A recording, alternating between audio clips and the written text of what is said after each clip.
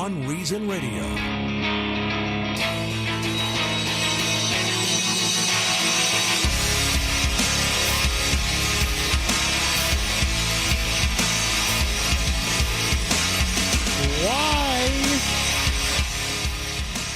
Why are the Democrats doing this? Why are they really doing this? That is going to be one of the first questions I try to answer on this edition of Beyond Reason Radio, where I am a voice of reason in a world that is, beyond reason. Welcome to Beyond Reason Radio. We are here on News Radio WFLA Orlando till 8 p.m. on 93.1 FM, 94.1 FM, 540 AM, 107.7 HD3, and, of course, the iHeart Radio app, and, of course, Facebook Live. Holy cow, we're everywhere. Yeah, I mean, really, Yaffee's everywhere all the time on WFLA, too. If you want to like the Beyond Reason Radio Facebook page, you can, or follow me on Twitter at PMOWFLA. We are on Facebook Live as well. I forgot to mention that, so... Oh, man. So you can... Hi, Mom! Now, my mom might actually be watching, so maybe I should say hi. She's the one person watching right now. So, I'm going to get into impeachment. It's the first week of the impeachment trial in the Senate. I'm sure, Tom Benson, you have watched every minute of it. It's been so enthralling. Absolutely. It's been a peach of a week. Yeah. But before we get into some of my analysis on some of the things that happened this week, why don't we hear the latest update from our friends at Fox News? The impeachment of President Trump. Now, the latest from Fox News.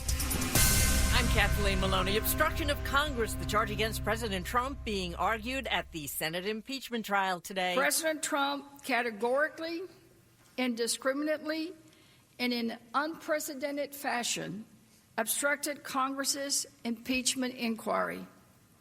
In other words, he orchestrated a cover-up. House impeachment manager Sylvia Garrio, when the president's defense team makes its case, Attorney Jay Sekulow says we'll hear more about business dealings in Ukraine involving the former vice president and his son. Why they opened up the door as wide as a double door on the Hunter Biden, Joe Biden, Burisma issue, I guess they figured that was their way of getting ahead of it. We will address it. That begins tomorrow. This is Fox News. I just want to say, after listening to that update there, I've noticed that Republicans really want to get Hunter Biden to testify, and I totally understand that. He's definitely part of this, but you know they really should need to get to testify is Joe Biden. Oh, sure. He's the one that actually did the corrupt deal, apparently. Mm-hmm. That's the accusation by many with the Ukraine government. It had to do with Hunter Biden, but shouldn't you talk to Joe as well? It's just something I was thinking about today, that I haven't heard too many calls for Joe Biden to testify. He's the one you really should want to talk to. Well, if they did get Hunter Biden, they could always, pepper him with questions and use that as a lead-in. Well, now that we've heard from his son, we got to hear from Dad. Well, maybe. Maybe that is their thinking. I don't know. It's interesting that I've heard some conservatives say that it would actually be a win for the Democrats if they got Hunter Biden to testify in exchange for, say, John Bolton to testify. Oh, yeah. Mm-hmm. They actually think that would be a win for the Democrats. I'm really not so sure, because they're assuming that Bolton's going to say something to really damage Trump. I don't buy that. I just don't. I think it might actually help Trump, because imagine you have Bolton to testify. He defends Trump, and he's pretty buttoned up, and he knows what he wants to say. And then you have Hunter testify right after that, and he's a mess. I mean, just watch his interview that he did last year. He's a total mess. Yeah. I think that would make the Democrats look bad. A lot of people were saying, oh, no, the Democrats should take this deal. I don't think Hunter has the patience or the know-how to maneuver through a cross-examination like that, but Bolton does. Yeah, well, that's my point. Exactly right. And I'm surprised to hear some of the analysis on that. So the thinking there is very interesting. By the way, the voice you heard in there is Tom Benson. Where? Who? There. Yes. How are you, Tom? I'm doing fine. I'm Michael Yaffee. Did I even introduce myself yet? I'm Michael Yaffee. The other voice you hear is Michael Yaffee. So, Val Demings said something interesting this week that brings me to the first thing I want to talk about when it comes to recapping what happened in the impeachment trial. I'm not going to play a whole bunch of cuts of arguments and all that stuff. What a waste of time. And they've basically been repeating themselves for 2 days. But Demings said something that once again brought to my mind the question, why are Democrats actually doing this? Here's what she said. There is overwhelming and uncontradicted evidence of the president's scheme to solicit foreign interference in this year's presidential election. Now let me say this also. Each time that we remind this body of the president's scheme to cheat to win, some of his defenders say that we are only concerned about winning the next election, that Democrats are only doing this to win the next election, but you know better.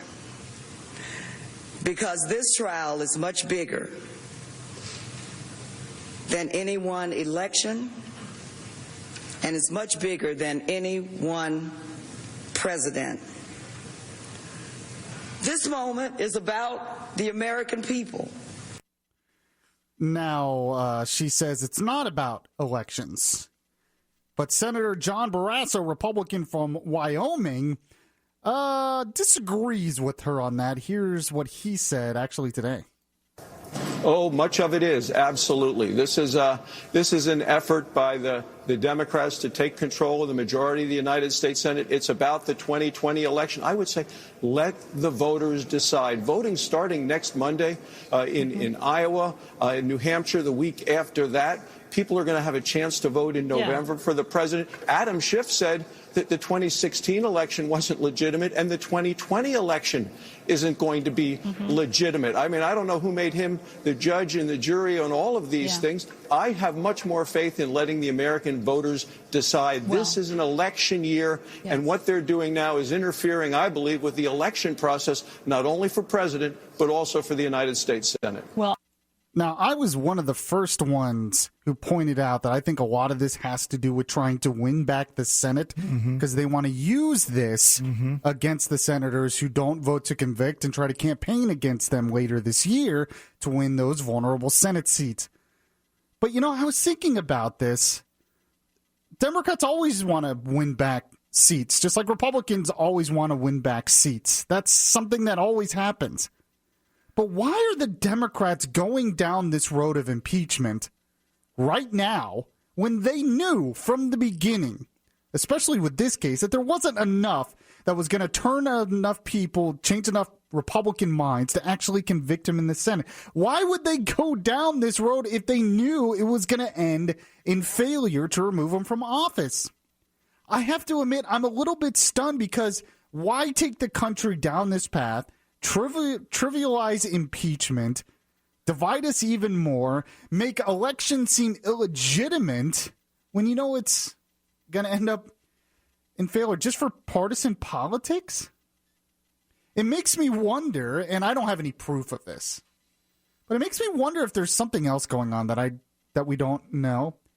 You know, Glenn Beck, who plays on WFLA, he says the reason why the Democrats really are going down this road is Trump was on to something. When he was looking into Hunter and Joe and what's going on in Ukraine, he actually believes that Trump was actually on to something, and the Democrats freaked out about it, so it would make them look bad, and that's why they went down this impeachment. Because I have to admit, I'm a little confused, because even Nancy, when they were doing the Russia stuff, the Mueller stuff, they said it was obstruction of justice after the Mueller thing. She still didn't want to do impeachment, All of a sudden, the Ukraine thing comes up, and now all of a sudden it's about the rule of law. And I'm like, why now? What is it about this time, this specific thing, that they're so desperate to do this when they know it's going to end in failure? Is it really just partisan politics? Is it something even worse? Or maybe I'm just trying to rationalize the irrational. Maybe that's what it is. I'm trying to rationalize people that are just irrational because they hate Trump and they hate conservatives and they hate Republicans so much. Well, one thing you can say about any president anytime is they know more behind the scenes stuff that we never even hear of. Yeah. Why things are done, who's doing this, who's doing that. So maybe you're right. Maybe you're onto something, But Trump generally really knows how to play not only the press, but also his opponents. And I'm sure if there is something else out there, we'll hear about it sooner or later. I guess. Rudy's been saying that. I haven't seen too much evidence, some evidence, but it was just something I was thinking about. Why they have to know that this is kind of a dangerous road. And they did know because Nancy was reluctant to go down this road until late last year. And then they rushed it. And I'm like, something's not right about that. And don't tell me it's because this is so serious that they want to protect the country and they care about the rule of law. And the Constitution. Yeah, come on. Please. The other thing I want to point out about impeachment is something I saw in the Wall Street Journal, the editorial board. They put out an article, and this is what I've been saying for weeks. The corrupt purposes impeachment.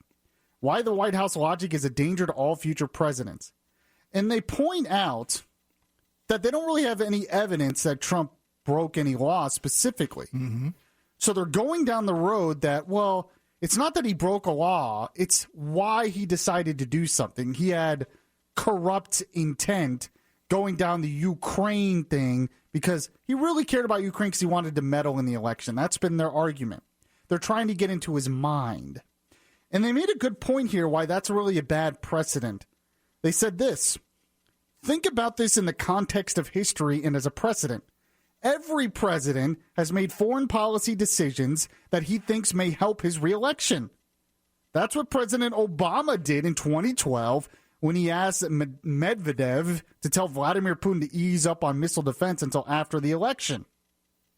Mitt Romney was criticizing Obama for being soft on Putin, and Mr. Obama wanted a political favor from the dictator to help him win re-election. This kind of stuff happens all the time. Sure. It says here, was Mr. Obama's motive also corrupt and thus impeachable? Of course. We can guess what Mitt Romney thought at the time, but he didn't say Obama should be impeached. And he said, basically, he quotes the Attorney General here, House corrupt motives theory is dangerous to democracy because it encourages impeachment whenever the president exercises his constitutional authority in a way that offends the opposing political party. So now, every time a president does something that the opposing political party doesn't like, they can just say, well, he's really doing it for politics and corrupt purposes, so he needs to be impeached.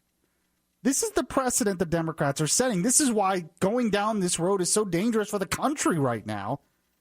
And it still makes me wonder why. They're weaponizing impeachment. Use that as a, it's exactly a hammer. Exactly what they're doing. And I've been saying since the beginning, if you believe Trump's motives are corrupt, there's a remedy for that. It's called an election. Yes, but he's a cheater, they say. He's going to cheat. He did in the past. He will in the future. And that's dangerous, too, because now we're going to say every election is illegitimate. How does a republic survive? Every election the Democrats don't win is unfair. Yeah. How does a republic survive when we go down that, when half the country believes that the reason the other side won is because they cheated? We saw it in Georgia with Stacey Abrams. Mm-hmm. It's dangerous stuff. So I want to talk a little bit, though, in the next segment. People think now I'm just a Trump shill. I get that accusation. I'm just a shill for Trump. They didn't hear me during the primaries. But I want to talk about why Trump gets some support despite his flaws. We'll get into that next and much more. This is Beyond Reason Radio. I'm your host, Michael Yaffee. We'll be right back. If you miss any of the show, you can download the Beyond Reason podcast on iTunes.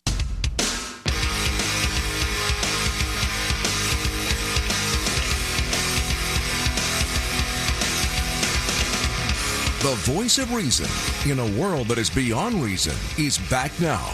Yes, welcome back to another edition of Orlando's Smart Talk Radio, Beyond Reason Radio, where I am your voice of reason, your voice of truth in a world that is beyond reason. We're on till 8 p.m. tonight, right here on News Radio WFLA Orlando. If you miss any of the show, though, make sure to catch the podcast. You can download the iHeartRadio app and search for Beyond Reason Radio Podcast, or it's available on iTunes, Stitcher, Google Play, anywhere podcasts are available. You are everywhere. Holy moly. I try to be. I try to be for you, the people. You want to be accessible. I really do. Yes, of course. I do. That's why I make everything free as well. Plus, the price is right. Exactly. So, I was thinking this week about President Trump, because some people accuse me of being a shill for Trump now, a hack for Trump. And honestly, I'm not. I criticize Trump over some of his trade policy stuff. I criticize Trump over his personal petty attacks that he does on Twitter and other places. I criticized Trump over his emergency declaration. I felt like that was unconstitutional. My biggest criticism of Trump, since he's been running, even before he won, was I don't like his scorched earth rhetoric. I think it ruins civility in our country and our politics. I mean, some of that was already ruined. I get it. He's a reaction, not just the cause of it. But I do feel like there should be more civility and decorum to the office. And I kind of wish he would do that. And some of that just kind of ruins debate in this country and makes us more divided. And that's been my criticism of him. But, in the primary, I didn't support Trump. And the main reason was I didn't think he would govern as a conservative. But the fact is he has, for the most part, other than criminal justice reform, which is a problem, I think. But for the most part, he is governed as a conservative. I thought, and I was wrong, and I can admit when I'm wrong, I thought Trump would govern more as a liberal, but tone down his rhetoric when he got into office. Now, the opposite happened. He upped the rhetoric, the divisive rhetoric, but he governed as a conservative. And you might ask, well, why do I put up with the lack of civility sometimes?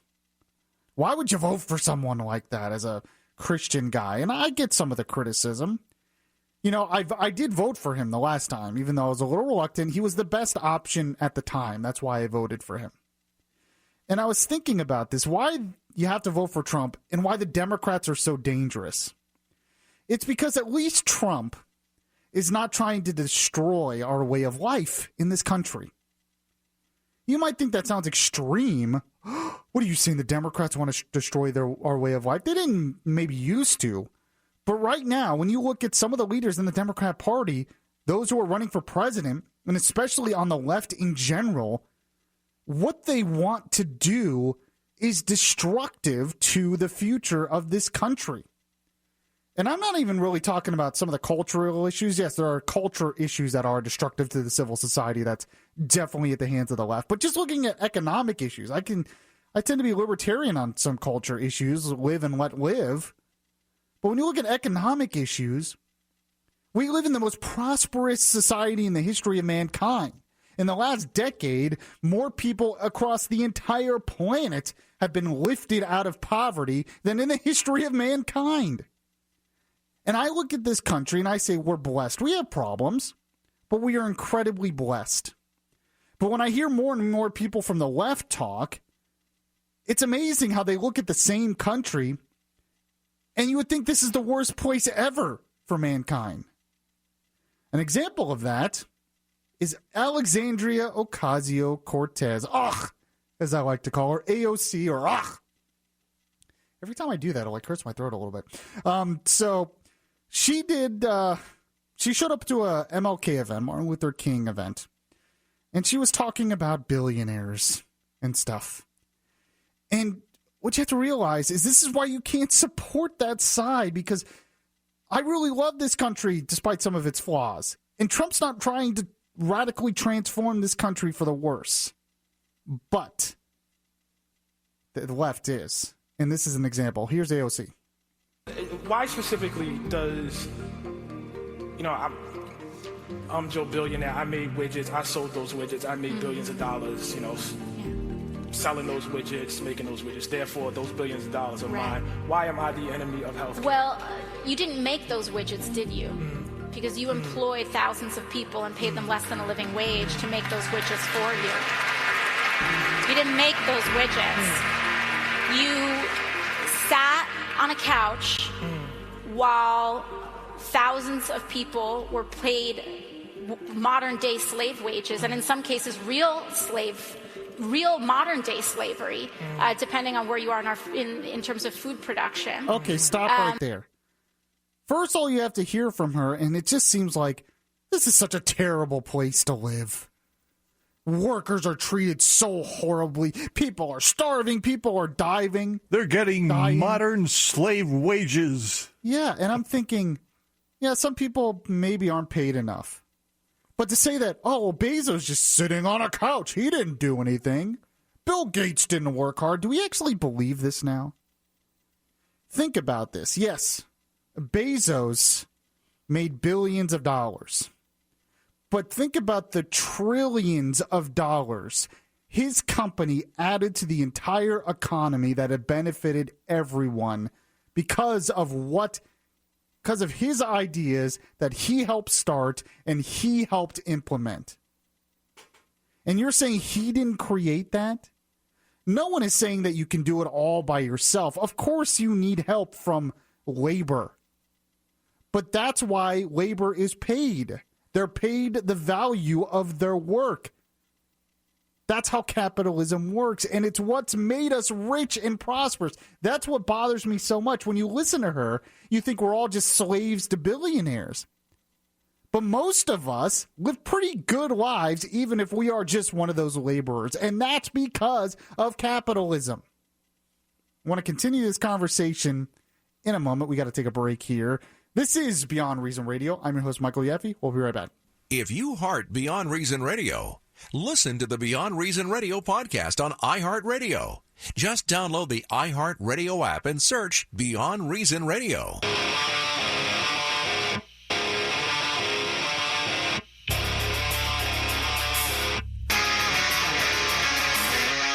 The place where we talk faith, culture, and politics. Beyond Reason Radio continues. Welcome back to the show, everyone. We're going over AOC's Beyond Reason comments that you made recently at an MLK Day event. You know, you've probably heard bits and pieces of this, but I wanted to play more of it in context because I think it's instructive, and it shows why people like me who understand that President Trump has some flaws, some pretty big flaws, but they support him because he's not trying to destroy our way of life, our system that has given us the prosperity we enjoy every day. And by the way, for those out there, well, you're just a white privileged male. That's why you don't understand. I just got my W-2 recently, and I could cry over how much I made last year. Let's not pretend I'm one of these rich elitists. I don't understand radio if you actually believe that. Trust me, AOC makes much, much, much more than I do. In fact, she makes $174,000 a year is what Congress. That's about it, yeah. Do you think, well, before I get into something in that, because there's some hypocrisy there, let's continue on with AOC's comments complaining about billionaires, because billionaires didn't make those widgets, the laborers did. The billionaires just sat there and soaked up the money. This is not a new theory. This is Marxist theory that she's talking about here. Let's go ahead. You made that money off the backs of undocumented people. Mm-hmm. You made that money off of the backs of black and brown people being paid off under a living wage. You made that money off of the backs of single mothers. And all of these people who are literally dying because they can't afford to live. And so no one ever makes $1 billion. You take $1 billion. Okay, stop right there. This is so dumb. This is socialist Marxist economic theory is what this is. She's acting like this is new and this is the future. No, this is the past that failed. Because she's saying entrepreneurs are basically taking money from the poor. And that's not how it works. Amazon created wealth, and Bezos, yes, took a portion of that, but the rest of it went to the economy and the workers and the stockholders and everyone else. But what's really interesting, though, she mentioned undocumented workers, illegal aliens as they are. Oh, you made it off the back of undocumented workers. Well, for one, people like Trump want to stop that, build the wall, so companies can't do that anymore. But you don't want to do that. You want to let them all in. But why is it then that thousands of these undocumented workers are so desperate to get here? Think about that. She makes it seem like they live such horrible lives because the rich billionaires are taking advantage of them. Yet they are desperate to get to the system that she decries so much, that they're willing to possibly die on the route to get here or be raped or whatever by traffickers to get here, because they understand, unlike AOC, that no, you have it pretty good here if you're a worker, even an undocumented so-called worker. Think about that. But the idea that she said, oh, well, they take money. So AOC makes about $174,000 a year, right? Do you think her staffers make that much? Do you think they make $174,000 a year like she does? Everything should be equal and fair.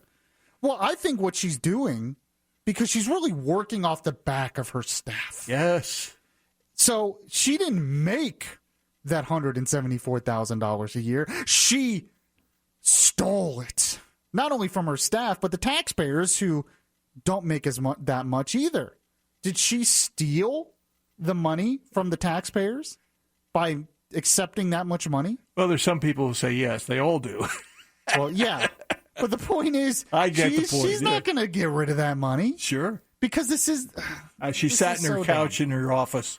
This is Marxism that she's pretty... Yeah, exactly.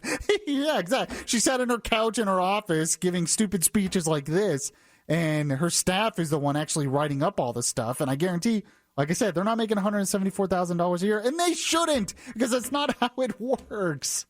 Let's continue on. And the guy who's interviews her... so this system that we live in, life in capitalism, always ends in billionaires. If you don't do it, someone else will. It's who decides to make that choice is kind of just up to, circumstance. But this thing that we live in... Okay, stop right there real quick. Now, it's billionaires. They only got there because... circumstance. They didn't earn it. If you're wealthy, you didn't earn it. It's just by luck. Blind luck. Oh, okay. That's wonderful. Take away individual initiative and reward and accomplishment. Thanks. That'll do well for the future. Let's continue on. And that's why we have to fight for an advanced society. And for that, I am called a radical. I am called every name in the book. But I just happen to have the view that humanity has lived in many systems and many ways that we organized our society. We have lived through monarchy. We have lived through slaveocracy. We have lived, in the times and societies that our ancestors established and were decimated. But all of this is temporary. Mercantilism is temporary. Slaveocracy evolved into Jim Crow, evolved into American apartheid. But I believe that mercantilism was temporary, and King talked about Stop right there. Notice she said, so she's basically making the point that we need to advance. Progressives say we need to progress as a society. But what she wants to progress to is not advanced. It's not new. She's acting like it's an advanced way of thinking and an advanced way of living. It's not. It's been tried before. It's called socialist communism. Socialism, communism. And it's been tried in places, and it failed miserably. So that's why a lot of them went away from it, including some countries in Europe that became more and more socialist, like Britain. And then Margaret Thatcher came in and said, okay, we need to actually move away from that now because it's hurting us. This idea that, by implementing communism, we're advancing. No, you're not advancing. You're taking us backwards to a failed system. She continues on here. Too, when we talk about King, no one talks about the dangerous King. No one talks about the anti-capitalist King. No one talks about the anti-poverty King. And I believe that where we are right now are at the edges of an untenable system that is starting to crack. We're at the edges of an untenable system that is starting to crack. If the main reason it's starting to crack is because the government has been piling up trillions of dollars of debt because it keeps growing and growing and growing, that would be a thing. But it's amazing how when you listen to her and you listen to Democrats, you listen to Bernie Sanders and stuff, and they want to talk about radical transformation. They want to destroy the way of life. All this prosperity that you enjoy every day that you take for granted, what they would implement would destroy that. But you think life would be terrible under capitalism, yet in the past 10 years, more people in the world, in the history of the planet, have been lifted out of poverty because of free markets, industrialization, and introduction of capitalism into the countries. China, India are the two biggest examples, but there are places in Africa as well that started implementing free markets and the rule of law, and they're prospering. And yet you listen to Bernie Sanders or AOC or Elizabeth Warren, and it's like, oh my gosh, we're all gonna die. And it's just like it's not based in reality. It's just not. Now, speaking of making everything a crisis, the World Economic Forum happened. Mm-hmm. Trump was there, of course, but so was Greta Thunberg, who is promoting that climate change is a crisis.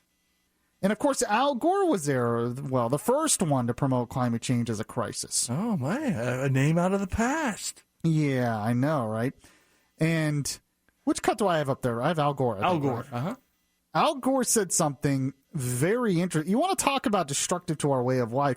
What the global warming alarmists want to do would be destructive to our way of life. I'm telling you, this is why people support Trump. Well, despite all his flaws, he's not trying to destroy the prosperity in our way of life that we enjoy and take for granted every day. But listen to what Al Gore said recently. Next year is even greater. The sense of urgency next year is even greater than it is this year. This crisis, the climate crisis, is way worse than people generally realize. Way worse. It is getting worse still way faster than people realize. The burden to act that is on the shoulders of the generation of people alive today is a challenge to our moral imagination. But this is Thermopylae. This is Agincourt. This is the Battle of the Bulge. This is Dunkirk. This is 9/11. We have to rise to this occasion. We have the tools. We have the solutions. We know what to do. We lack the requisite political will. Political will for anyone who doubts that we as human beings have the capacity to rise above our limitations and transcend the difficulties we now face. Remember that political will is itself a renewable resource. Oh, Lord. The line at the end there, geez. But you notice what he did? He compared climate change to acts of war. Dunkirk, 9/11. We have to treat this like an act of war. Now, why do you think he said that? Oh, you could say, because he really believes that. Okay, whatever. Yeah, I've seen his mansion. He doesn't believe it. Why do you think? I mean, if you really believed there was a crisis, you wouldn't live like he does. But why, when he says it's an act of war, why would he say that? Because acts of war are always the best excuses for the government to grab more power. It always is. And a lot of times, sometimes it's necessary for the government to grab more power during a war. But it's always a convenient argument for people like Al Gore, the convenient and the inconvenient troop. It's convenient for him, like I always say. But it's the convenient argument now that this is such a crisis that it's like a war. And anytime you have a war, that means, the government has to grab more power and take away more of your liberty and take away some of your prosperity because, it's good for the planet. It's such a crisis. This is war. That's why he says stuff like that. Now, the other reason he says stuff like that as well is because now he can blame America. See, this act of war is America's fault because of our prosperity, you see, and our SUVs and stuff. So they love to blame America. But what he misses the point is 9/11 was an evil intention by people against other people. Weather doesn't intend to hurt you. It just is. So it's not an act of war. It's stupid. Now, he said there, we have the will to do this, or we don't have the will. We have the ability to do this, but we don't have the will. Well, Greta Thunberg says, yeah, we can do this. How can we do this, Greta? And let's be clear, we don't need a low-carbon economy. We don't need to lower emissions. Our emissions have to stop if we are to have a chance to stay below the 1.5-degree target. And until we have the technologies that at scale can put our emissions to minus, then we must forget about net zero. We need real zero. So her plan to the World Economic Forum is we need zero emissions. And we're supposed to take that seriously because she really cares. It's really a crisis. We have to do this right now. It's an act of war. Zero emissions. Who cares about the ramifications? She says, oh, well, people are dying and go thrown into poverty because of climate change. You want to talk about people dying and being thrown into poverty? Get to zero emissions immediately and see what happens. It's ridiculous. How am I supposed to take them seriously? There are things we can. I'm not against renewable energy. But even renewable energy doesn't have zero emissions. You know why? Because the stuff that renewable power plants are made out of, windmills are made out of concrete and metals and copper. Solar panels are made out of crystals and metals that are dug from the ground, and it takes emissions to do that. This whole idea is zero emissions. And then they're always against things that have actually helped. They're against nuclear energy, which doesn't have any emissions. They're against natural gas, which has lowered emissions in this country. So I'm supposed to take them seriously when they say stuff like that. It's a convenient crisis to take away capitalism, to take away the power of the individual, and to put more power in the hands of the government. This is why people like me support Trump.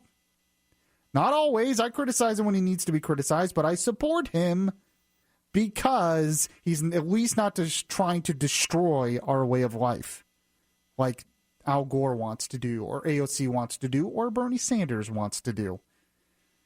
Coming up next, I have something that it's not really a Yaffee Laffy.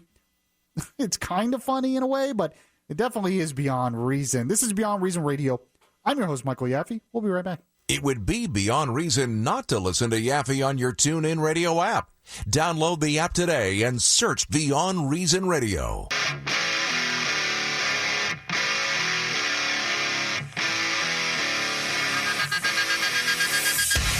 It would be beyond reason not to listen to Yaffee on your TuneIn Radio app. Download the app today and search Beyond Reason Radio. So Tom Benson during the break says, so in theory, the 100 senators have to sit and watch this thing for 8 hours. Yeah, that's exactly right. That's what I mean. That would make some of them come out for term limits. Right. I mean, I think, they're thinking about using these videos at Guantanamo Bay. You can't do waterboarding anymore, so they need to find some way to torture them. Yeesh. I mean, this got to be against the Geneva Conventions, I think, what's going on in the Senate right now. Welcome back to Beyond Reason Radio, something that really is beyond reason. PETA. Some members of PETA decide they want to hold a sit-in at a Bay Park Starbucks. Why, you ask? Well, I actually have the audio here. CBS 8, the reporter there asked one of the PETA protesters, I guess, what's going on. Activists, please. Activists. Yes. And here's that exchange. They're actually in the midst of getting ready right now, and this is actually part of a nationwide action week about this issue. And actually joining us right now is Alicia Aguayo with PETA.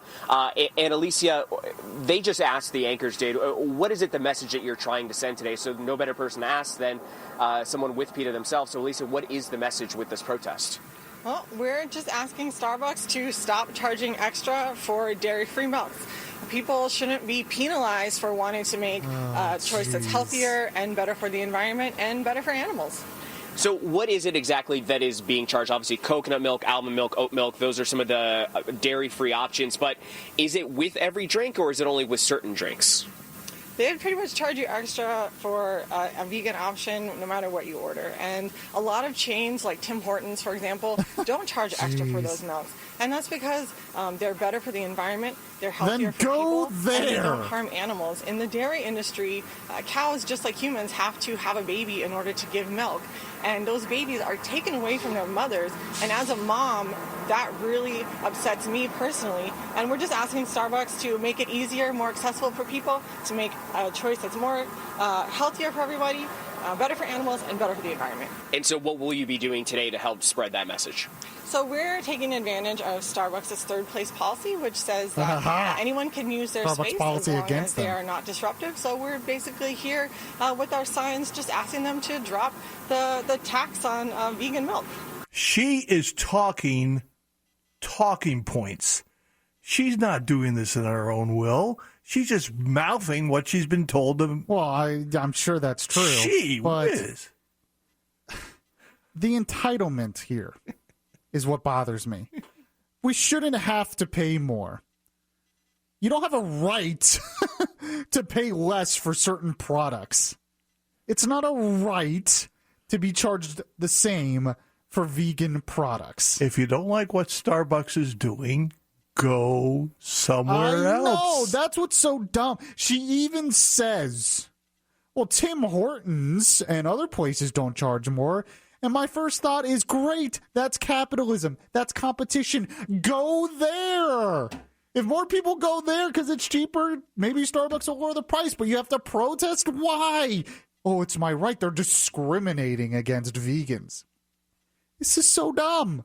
It's so dumb. It really bothers me because it's like an entitlement mentality. They're acting like they're being discriminated against. You know, we had sit-ins for real purposes during the civil rights era when blacks were actually being discriminated against because of who they were. They had no control over. Starbucks isn't discriminating against vegans. They're just charging more for a different product that you're choosing to buy instead. And they probably do that because it costs more because not as many people want it. It's just economics. It's not discrimination. And if you don't like it, sure, put a bad Yelp review if you want. Or go to somewhere else. It's not a right. It's just... I hate our protest society sometimes. It's so dumb.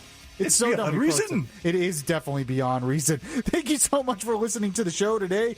I appreciate you listening. If you miss any of the show, catch the podcast on the iHeartRadio app, anywhere podcasts are available. And, follow me on Twitter at PMOWFLA, and I'll see you guys next time.